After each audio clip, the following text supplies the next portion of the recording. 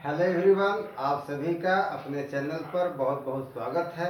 बच्चों, आज हम लोग अभ्यास 5B के प्रश्नों को हल करेंगे, जिसमें पहला सवाल है त्रिभुज ABC की रचना कीजिए जिसकी भुजा BC बराबर 6 सेमी, कोण B बराबर 50 अंश तथा CA प्लस AB बराबर 8 सेंटीमीटर। ठीक है, तो बच्चों सर्वप्रथम हम एक BC रेखाखंड 6 सेंटीमीटर का खींचेंगे। ये BC रेखाखंड हो गया 6 सेंटीमीटर का। ठीक है ना।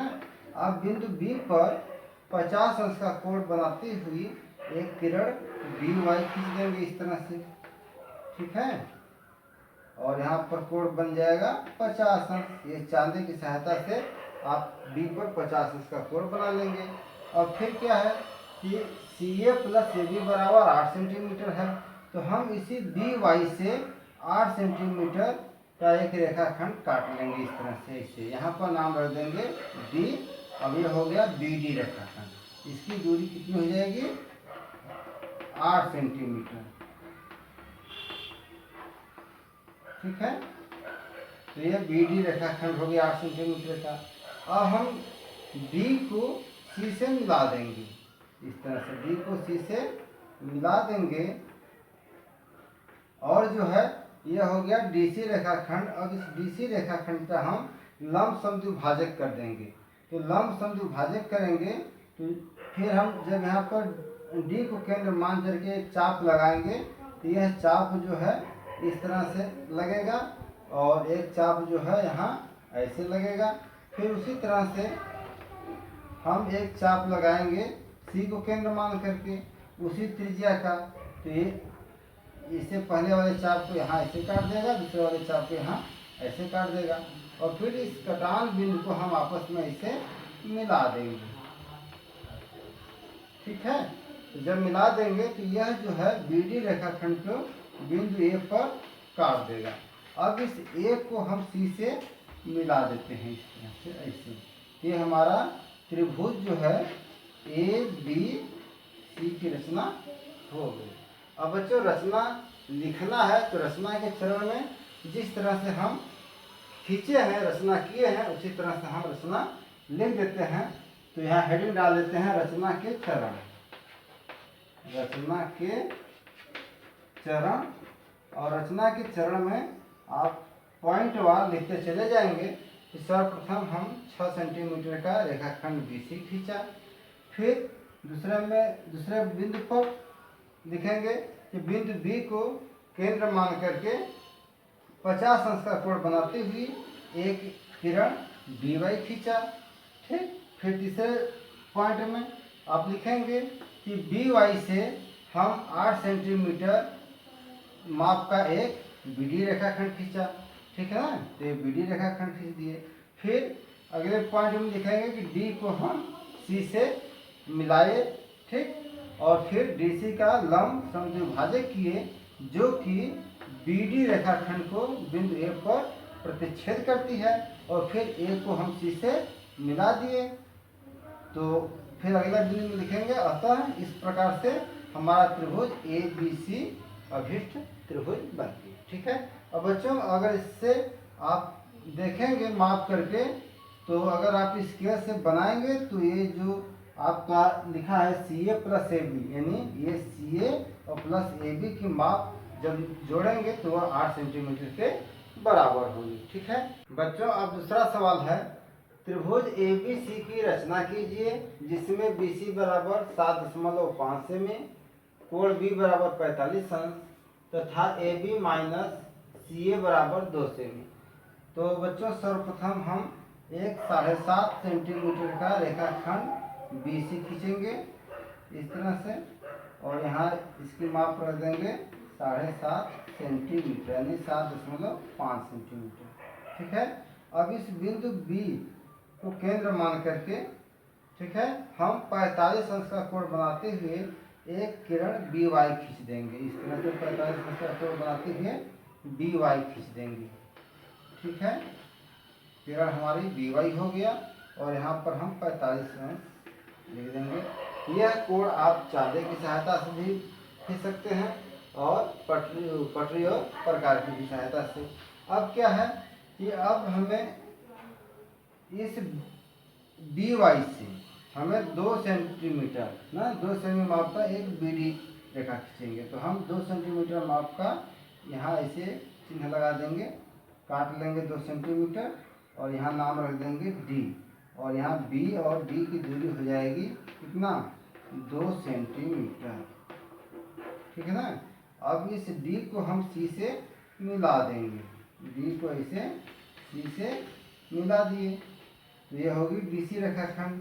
अब इस डीसी रेखाखंड का हम क्या करेंगे कि लंब समद्विभाजक करेंगे। इस रेखा का डीसी रेखाखंड का लंब समद्विभाजक करेंगे तो हम क्या करेंगे, इस डीसी की दूरी के आधे से अधिक का त्रिज्या लेकर के एक हम ये ऐसे चाप लगाएंगे ऊपर की तरफ और एक हम ऐसे नीचे की तरफ लगाएंगे। फिर सी को केंद्र मान करके एक चाप जो है हम इस तरह से लगा देंगे ये ऐसे, और एक चाप हमारा ऐसे लग जाएगा, और फिर इसे हम कटान बिंदु को आपस में मिला देंगे। तो ये जो कटान बिंदु है ऐसे जो है जब करेंगे, ऐसे जब मिलाएंगे तो यहाँ यह बिंदु ए पर इसे जो है बी वाई को बिंदु ए पर प्रतिच्छेद कर देगी, ठीक है ना। अब हम ए को सी से मिला देंगे इस तरह से, ए ऐसे, तो हमारा जो है त्रिभुज ए बी सी बन गया। इस तरह से हमारा जो है त्रिभुज ए बी सी की रचना हो गई। देखिए ए बी सी।